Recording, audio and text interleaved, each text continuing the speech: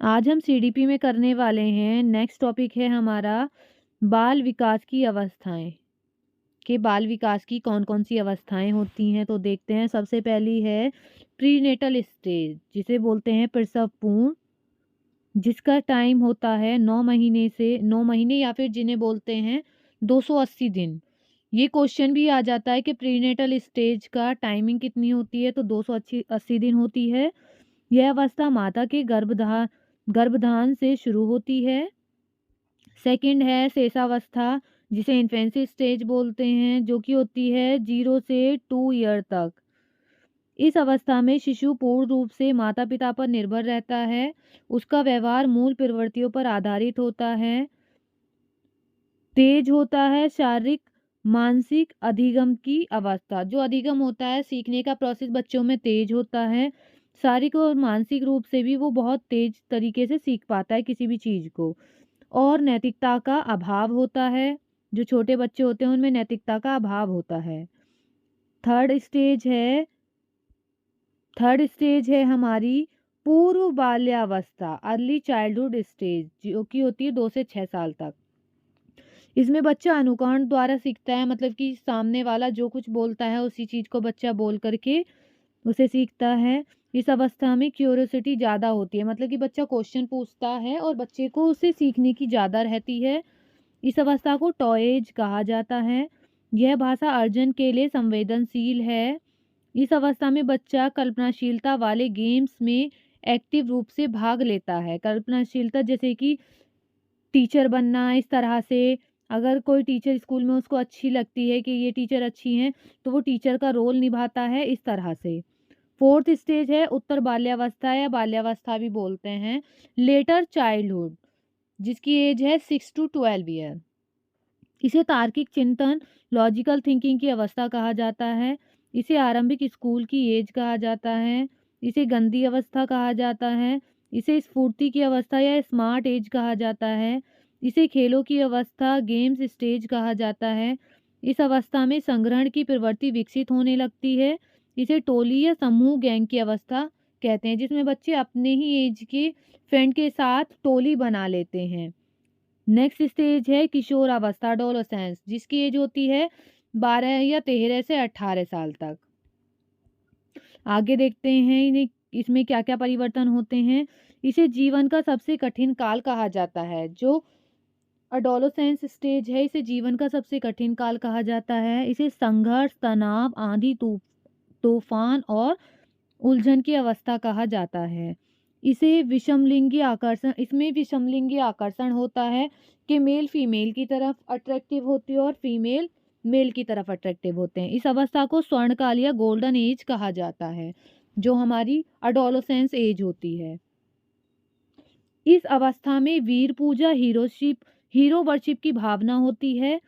इस अवस्था में बच्चे अमूर्त चिंतन करते हैं, एब्स्ट्रैक्ट थिंकिंग, मतलब कि जो चीज़ वो देख नहीं पाते हैं, अगर कोई क्वेश्चन है उनके सामने, कोई क्वेश्चन बोला जाता है तो उसका आंसर वो दे देते हैं, आसानी से हल कर लेते हैं। नेक्स्ट है बुद्धि, इंटेलिजेंस होती क्या है उसके बारे में हम पढ़ेंगे। इंटेलिजेंस समस्याओं को सुलझाने में मदद करती है। बुद्धि से ही व्यक्ति तर्क करता है, थिंकिंग करता है, इमेजिनेशन करता है। अगर बुद्धि नहीं होगी तो हम किसी क्वेश्चन को सॉल्व भी नहीं कर पाएंगे। इंटेलिजेंस एक मल्टी डायमेंशनल है और कठिन योग्यताओं का एक सेट होती है। बुद्धि स्थायी और परिवर्तनशील होती है। ये आपको याद रखना है, बुद्धि जो होती है वो स्थायी और परिवर्तन, मतलब उसको हम मॉडिफिएबल होती है, चेंज कर सकते हैं बुद्धि को। बुद्धि अनुकूलन स्थापित करने में हेल्प करती है। बुद्धि के जो प्रकार हैं, थॉर्नडाइक के अनुसार बुद्धि के 3 प्रकार हैं, तो देखते हैं। कॉन्क्रीट इंटेलिजेंस, मूर्त बुद्धि से अभिप्राय जो चीजें हमारे सामने होती हैं, मूर्त का मतलब प्रत्यक्ष, जिन चीजों को देखकर हम कार्य करते हैं वो होती हैं मूर्त बुद्धि, जिनके एग्जाम्पल हैं मैकेनिक, कारीगर या मूर्त, ये सब मूर्त बुद्धि के एग्जाम्पल हैं। नेक्स्ट है अमूर्त बुद्धि, एब्स्ट्रैक्ट। कॉन्क्रीट का अपोजिट होता है एब्स्ट्रैक्ट इंटेलिजेंस। इसमें क्या करते हैं, जो चीज़ हमारे माइंड में आती है हम उस चीज़ को भी बना लेते हैं, उस चीज़ पर वर्क कर सकते हैं। जैसे कोई कवि होता है, कवि के माइंड में अगर कोई कविता आती है तो वो उस चीज़ को बोल सकता है, उस कविता को लिख सकता है। इसी तरीक़ा से इसी तरह से चित्रकार हैं, अगर उनके मन में कोई ड्राइंग बनाने का आ जाए, किसी की मूर्ति बनाने का, तो वो उसी तरह की मूर्ति बना लेते हैं। ये आता है एब्स्ट्रैक्ट इंटेलिजेंस में। ओके, आगे देख लें। आगे है सामाजिक बुद्धि, सोशल इंटेलिजेंस। क्या होती है? जो समाज सेवी होते हैं, समाज के लिए कार्य करते हैं, सामाजिक बुद्धि में आते हैं। वो कौन होते हैं? टीचर्स होते हैं, नेता होते हैं, समाज सेविक होते हैं। ओके, आगे देखिए। आगे क्या है? प्रतिभाशाली बच्चे, जो गिफ्टेड बच्चे होते हैं, उनकी कुछ इम्पोर्टेंट थॉट्स हैं, उन्हें देखते हैं कि उनमें क्या-क्या प्रोसेस होता है। अपने डिसीज़न में इंडिपेंडेंट होते हैं, मतलब कि अपने जो डिसीज़न होते हैं वो खुद लेते हैं। उनमें आत्म क्षमता, सेल्फ एफिशिएंसी हाई होती है। क्रिएटिव आइडियाज़ होते हैं इनके पास। इनमें क्यूरियोसिटी होती है। इन्हें ऐसे सपोर्ट की ज़रूरत होती है जो स्कूल के थ्रू नहीं मिल पाते हैं। इनका मेंटल प्रोसेस हाई कैटेगरी का होता है। अब हम आगे देखते हैं। आगे न्यू पॉइंट है हमारा अधिगम। अधिगम होता क्या है? अधिगम जन्म से लेकर मृत्यु तक चलने वाली प्रक्रिया है। व्यक्ति प्रत्येक परिस्थितियों से सीखता है और अपने व्यवहार में परिवर्तन करता है। यही सीखना है, इसलिए हम यह कह सकते हैं कि परिस्थितियों के अनुसार अपने व्यवहार में जो परिवर्तन लाते हैं उसी को क्या बोलते हैं? उसी को बोलते हैं अधिगम, लर्निंग। इम्पोर्टेंट पॉइंट है, सीखना अनुकूलन की प्रक्रिया है। सीखना सार्वभौमिक होता है, एक यूनिवर्सल प्रक्रिया है सीखना। सीखना व्यवहार में परिवर्तन है। जब हम किसी चीज़ को सीखते हैं तो हमारे व्यवहार में परिवर्तन आता है। सीखना एक मानसिक प्रक्रिया है। स्कूल में अधिगम में परिवेश से सहभागिता मतलब फ्रेंड सर्किल में या पीयर ग्रुप द्वारा या कोलैबोरेशन द्वारा कौशलों और ज्ञान का अर्जन पर अधिक बल देना चाहिए। सार्थक अधिगम मीनिंगफुल लर्निंग में एक समस्या पर विविध तरीकों से विचार करने के लिए प्रोत्साहित करना चाहिए। अधिगम अधिक सार्थक और प्रभावशाली होता है अगर वह मुख्यतः सेल्फ डायरेक्टेड होता है, मतलब खुद करते हैं अगर। नेक्स्ट है, प्रारंभिक कक्षाओं में शिक्षण अधिगम प्रक्रिया के लिए करके सीखना दृष्टिकोण बेहतर होता है। अगर हम किसी चीज़ को करके खुद सीखते हैं तो वो हमारे लिए बेहतर होता है, किसी और से पूछने से बेस्ट है ये। अधिगम के लिए विद्यालय के सामाजिक अवसरों में भागीदारी महत्वपूर्ण है। अधिगम मुख्य रूप से एक सामाजिक क्रिया है। प्रभावी अधिगम के लिए शिक्षार्थी की सक्रिय भागीदारी की आवश्यकता होती है।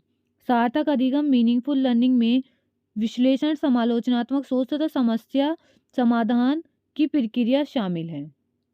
अब आगे देखते हैं। नेक्स्ट पॉइंट है, जो अधिगम वक्र होता है वो कैसा होता है और कौन सा सबसे बेस्ट होता है? जब अधिगम की मात्रा, प्रभाव, क्षमता आदि को किसी माध्यम या ग्राफ या आरे इन सब चीज़ों से प्रदर्शित किया जाता है तो वह अधिगम वक्र कहलाता है। इसमें अधिगम की न्यूनता या अधिकता या शून्य स्थिति व्यक्त की जाती है। नंबर 1 है, अधिगम के जो वक्र हैं वो चार प्रकार के होते हैं। नंबर 1, सरल रेखीय वक्र। इसमें सीखने की गति एक समान होती है। देखिए इस तरह की होती है इसमें सीखने की गति। देखिए आपको इस पिक्चर में शो हो रहा है, ये पिक्चर ऐसी है और सीखने की गति इस तरह से एक साथ बढ़ी हुई है, कभी भी इसमें घटती बढ़ती नहीं है। नेक्स्ट है उन्नतोदर वक्र। इसमें सीखने की गति शुरू से तेज होती है और उच्चतम बिंदु पर पहुंचने के बाद सीखने की गति धीमी हो जाती है। देखिए इस तरह से। आगे देखते हैं नतोदर अधिगम वक्र। इसमें शुरू में सीखने की गति धीमी हो जाती है, उसके बाद धीरे धीरे सीखने की गति तेज होती जाती है। देखिए इस तरह से। और ये सबसे अच्छा स्तर वक्र होता है सीखने का। मिश्रित है, इसमें शुरू में अधिगम की गति तेज या धीमी और अंत में भी अधिगम की गति दोनों तरह से हो सकती है। देखिए इस तरह से आपको पिक्चर शो हो रही है। अब देखते हैं अधिगम पठार क्या होता है। इसमें सीखने की गति रुक जाती है, यानी उसमें न तो उन्नति होती है और न ही अवनति। अधिगम का पठार में अधिगम की गति 0 होती है। अब देखते हैं शिक्षण के जो स्तर हैं वो कैसे हैं। शिक्षण के स्तर को 3 स्तरों में बांटा है। नंबर 1 मेमोरी लेवल, यह हर्बर्ट ने दिया था। इस स्तर में बच्चों के रटने पर बल दिया जाता है। ये शिक्षण अधिगम प्रक्रिया का सबसे निचला स्तर है। तो आपको याद रखना, जहाँ पर रटने की बात आ जाए वो नेगेटिव होता है, रटना नेगेटिव है। इस स्तर के शिक्षण अधिगम का उद्देश्य केवल ज्ञान प्राप्त करना है। यह छोटी कक्षाओं के लिए होता है। अब देखते हैं अंडरस्टैंडिंग लेवल, यह मॉरिसन ने दिया था। यह स्तर स्मृति स्तर से कुछ ऊंचा होता है। इस तरह में रटने की बजाय ज्ञान को अच्छी तरह से समझने पर बल दिया जाता है। इस स्तर में बच्चों को जो ज्ञान दिया जाता है या नियम या सिद्धांत बताए जाते हैं वो इस तरह से प्रदान किए जाते हैं ताकि बच्चा उनका व्यावहारिक प्रयोग भी कर सके। नेक्स्ट है चिंतन स्तर, यह शिक्षण अधिगम का सबसे ऊंचा स्तर माना जाता है। इस स्तर में बच्चों को अपनी मानसिक शक्तियों के विकास के पूर्ण अवसर प्राप्त होते हैं। तो ये चिंतन स्तर सबसे बेस्ट हमारा स्तर है। इसमें पहले बच्चे को विभिन्न नियमों, सिद्धांतों आदि की जानकारी दी जाती है, फिर उन्हें स्वतंत्र रूप से इस पर चिंतन करने और निष्कर्ष निकालने के अवसर दिए जाते हैं। आगे देखते हैं माइक्रो टीचिंग क्या होती है। यह शिक्षण का छोटा सा रूप है जिसमें क्लास में शिक्षण क्रिया सूक्ष्म रूप से कार्य करती है। सूक्ष्म शिक्षण से कम समय में अधिक क्षमता प्रदान किया जाता है। इसमें क्या करते हैं, देखिए प्लानिंग बनती है, टीचिंग होती है, फीडबैक मिलता है, रीप्लान होता है, रीटीचिंग होती है और रीफीडबैक मिलता है। अब देखते हैं अधिगम। हम देखते हैं अब लर्निंग डिसेबिलिटीज क्या होती हैं। इनमें से एक क्वेश्चन जरूर आता है लर्निंग डिसेबिलिटी से। सीखने की क्षमता या योग्यता में कमी को अक्षमता कहते हैं। एक चर अवस्था, यह एक वेरिएबल स्टेज है। कौन कौन से हैं, डिसलेक्सिया, पढ़ने से संबंधित कठिनाई जो होती है जिसमें उसे बोलते हैं डिसलेक्सिया। जिसमें लिखने से संबंधित कठिनाई होती है ग्राफिया, डिस्ग्राफिया। जिसमें मैथ से कठिनाई होती है डिस्कैलकुलिया। और जिसमें भ्रम वाली स्थिति आ जाती है, मतलब कि मोर को बत्तख समझ लेना या फिर हैन समझ लेना, ये होती है डिस्मोर्फिया। आगे देखते हैं। आज की हम अपनी वीडियो यहाँ तक ही रखते हैं।